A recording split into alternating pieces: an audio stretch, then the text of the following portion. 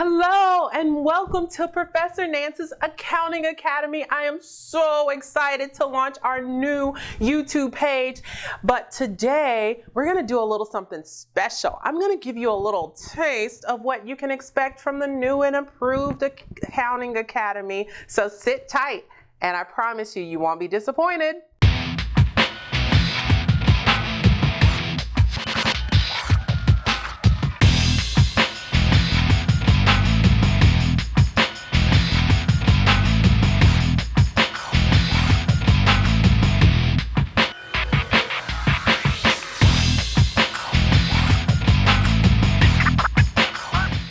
So today what we're going to do is we're going to discuss bank reconciliations. So I know what you're thinking, like, why do we have to do this? What's the point? But do you remember maybe when we used to do a little thing called balancing our checkbooks? No, probably not. Do you remember maybe your parents doing that? Okay, well, essentially, that's exactly what we're doing. We're just balancing our checkbook because what happens is throughout the month, we do things on our end that the bank doesn't know about, and the bank does things on their end that we don't know about. So it's very important that at some point we sit down together and balance those two things. That's all a bank reconciliation is, okay?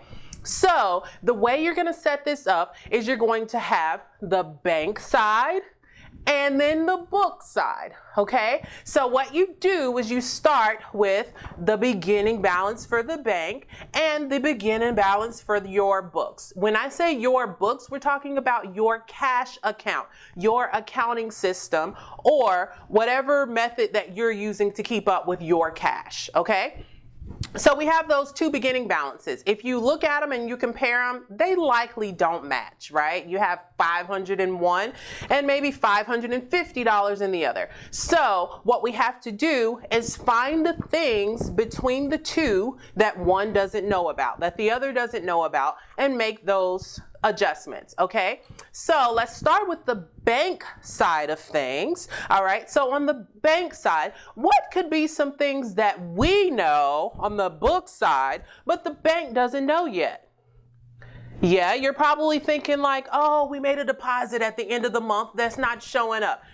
That's a very good point. So that's what we call a deposit in transit, because we know on our side that we deposited some money into the bank, but the bank statement was printed before that deposit shows up. So we have to add that deposit in transit to the bank side. What's something that we may subtract from the bank?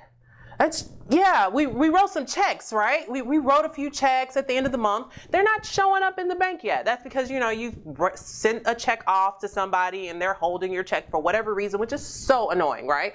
You want people to deposit your check as soon as you write the check, right? But anyway, I digress. There are some people who like to hold checks, and because of that, we write the checks on our book side, but they haven't come out on the bank side yet. So we have to subtract those from the bank's balance. So then we add add the deposits and transits, subtract all of the outstanding checks, and then we'll figure out what that new balance is. Now, over on the book side, there's things that have happened in the bank that you don't know about, right? So some of the things that you're thinking about possibly are like some proceeds. Like sometimes the bank will accept money on your behalf, right? Like if you gave somebody a loan or a note from a company standpoint, and they'll collect that money, but you didn't know about it because the bank is like doing all of that for you. So now that you have your bank statement, you know that you need to go ahead and record that, right? So you're gonna add that money that was collected on your behalf to your book balance. All right, so that's one thing that you're going to add to your book. The other things that you may have to subtract, and you're going to notice these things because they're going to be on the bank statement, but you don't have them in your cash balance, okay? So some other things are some non-sufficient fund checks. Yeah, those are never fun. And I mean, there's totally a lot of reasons why that happens, right? Totally. But anyway, sometimes checks bounce, right? We wrote a check, it bounced, whatever the case is. So we have to go back in and add the money back to our account, which is the money that we thought we paid that didn't get paid. But then usually the bank will charge us a little fee for that. But if that is the case, we have to subtract that fee from our book balance because we didn't know about the fee. The bank just went ahead and charged us that fee and took it out of our cash balance. Another fee that we could run into is if there's a bank service charge, right? That's money coming out of our account. So that means we need to subtract it from our book balance. And then if there's any errors in calculations, let's say we wrote a check for $164, but somehow it got cashed for $146. Well, that's an error somewhere. So we have to figure out who made the error and how we correct it. And depending on which side of the books they need to go on, the bank or your books, then you have to correct that error. And then once you add everything up on the book side, on the bank side, you should have an ending balance that is equal. That is a bank reconciliation, my friends. That's pretty much it, okay? So the only last thing to remember is there's usually some journal entries associated with a bank reconciliation. The journal entries are only going to be to which side? Are we going to make journal entries for the bank? No, they do their own journal entries. We have to make journal entries to the book. Anything that we have added to the bank reconciliation on the book side is going to require us to do some type of journal entry so that we can record it in our books and make it balance with the bank.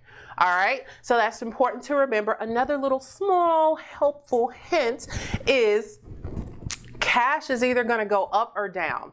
So half of the journal entry is either going to be a debit or a credit to cash. So that's, you got one of the accounts already. That's like a freebie right there. Professor Nance just threw that in there at you, okay?